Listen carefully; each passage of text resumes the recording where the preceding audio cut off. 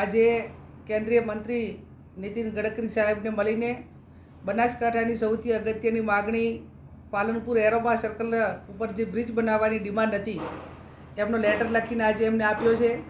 ખૂબ સારી રીતે રિસ્પોન્સ આપીને ગુજરાતના જે અધિકારીઓ હતા એમને સૂચના પણ આપી છે. એરોમા સર્કલ એક એવડી મોટી સમસ્યા હતી. કોઈને દવાખાને આવવાનું હોય પાલનપુર અને જિલ્લાનું વડું મથક હોવાના નાતે તમામ કચેરીઓ આવેલી છે અને એટલા માટે કરીને 2-3 કલાક સુધી આ એરોમા સર્કલના ટ્રાફિક જામના કારણે ઘણી બધી મુશ્કેલીઓ તમામ જિલ્લાના જે નાગરિકો છે એ અનુભવતા હતા. અને એટલા માટે કરીને જ્યારે લોકસભાની ચૂંટણીમાં પણ અમે કહ્યું હતું કે આપના આશીર્વાદ થકી સંસદ સભ્ય બનવાનું થશે તો 100% આ એરોમા સર્કલનું જે ટ્રાફિક જામ છે અને બ્રિજ બનાવવા માટેની જે માગણી છે એને કેન્દ્ર સરકારમાં રજૂઆત કરીને આગળ વધારવા માટેના પ્રયત્નો કરીશું. મંત્રીએ ખૂબ સારો રિસ્પોન્સ આપ્યો છે. બનાસકાંઠાની જનતા વતી એમનો હું આભાર માનું છું.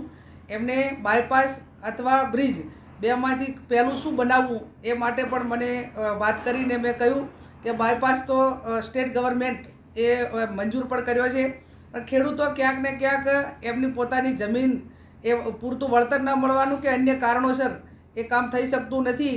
અને આ બ્રિજ બને તો ખેડૂતોની જમીન પણ બચી જાય અને બ્રિજ પણ બની જાય તો ટ્રાફિકની સમસ્યા પણ હલ થાય.